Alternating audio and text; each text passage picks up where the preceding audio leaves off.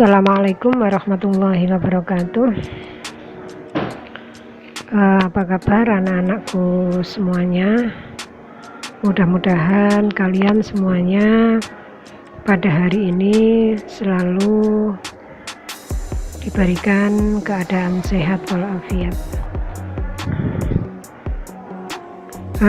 Alhamdulillah, kita masih berjumpa kembali pada materi IPS pada pertemuan yang ketiga.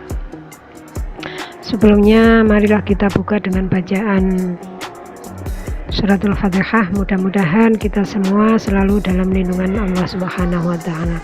Ala hadiniyah wa likulli niyatin sholihah. Al-Fatihah.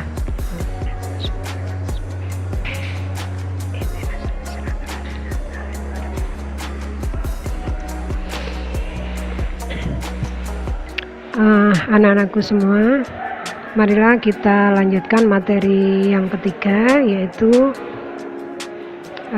tentang contoh negara di benua Asia.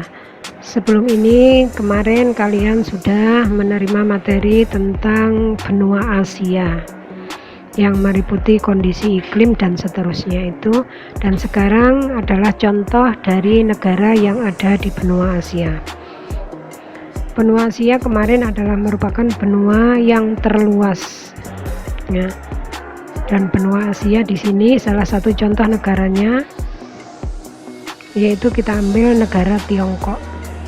Negara Tiongkok ini merupakan negara terluas dan sekaligus terbesar jumlah penduduknya. Secara geografis, Tiongkok berada di kawasan Asia Timur menghadap ke Samudra Pasifik. Selanjutnya tentang letak, batas, dan luas negara Tiongkok. Secara astronomis, Tiongkok terletak antara batas wilayah Tiongkok sebagai berikut. Sebelah utara Rusia dan Mongolia, sebelah timur Korea Utara, Laut Tiongkok Timur, dan Laut Kuning. Sedangkan batas sebelah selatannya ada Vietnam, Laos, Myanmar, India, Bhutan, dan Nepal. Dan sebelah baratnya batasnya adalah Afghanistan, Tajikistan, Kyrgyzstan, dan Kazakhstan. Terus mengenai luasnya negara Tiongkok, yaitu 9.598.036 km persegi. Jadi tentang letaknya secara astronomis, batasnya dan luasnya. Tentang bentang alam yang ada di wilayah Tiongkok, terdapat gurun pasir, bukit, dataran tinggi, pegunungan, serta dataran rendah. Di sini Tiongkok juga merupakan negara yang memiliki berbagai macam sumber daya alam, khususnya batu bara dan minyak bumi. Sedangkan di sektor pertaniannya, beras merupakan salah satu komoditas yang paling utama atau yang paling besar, selain masih ada sektor-sektor yang lain seperti sektor pertanian.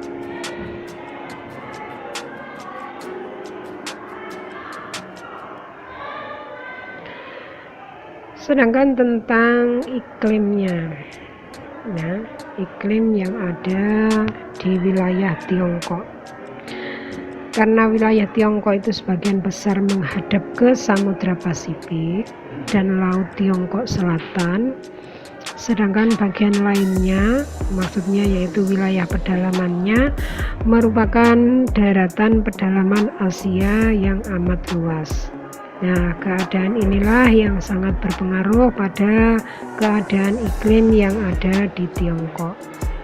Tiongkok juga merupakan bagian selatannya itu beriklim musim, kalian sudah tahu iklim musim itu apa. Di pertuanan awal sudah disebutkan ada macam-macam iklim. Nah, di situ nanti bisa dilihat iklim musim itu meliputi apa saja. Sedangkan Tiongkok bagian barat itu beriklim darat. Selanjutnya yaitu tentang keadaan penduduk. Mayoritas penduduk Tiongkok adalah suku bangsa Han yang merupakan induk bangsa Mongolia. Salah satunya cirinya adalah berkulit kuning. Nah, suku bangsa lain diantaranya ada suku bangsa Manchu, ada suku bangsa Mongol, ada Korea dan Tibet.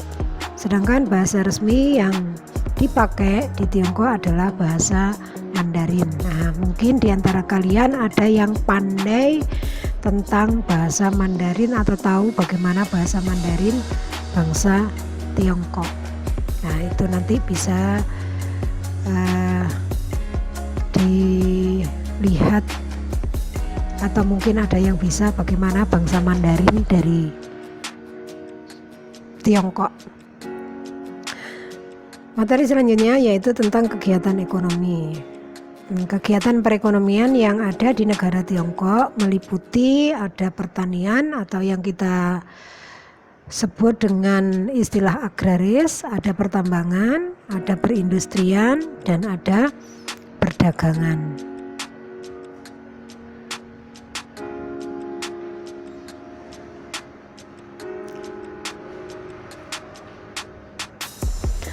Itulah materi yang berkaitan dengan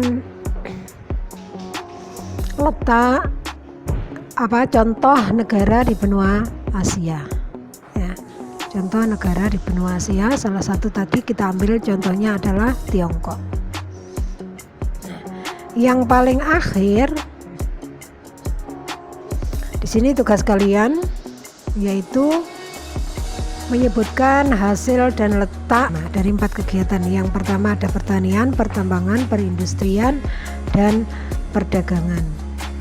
Itu kalian sebutkan hasilnya berupa apa dan letak wilayahnya di mana.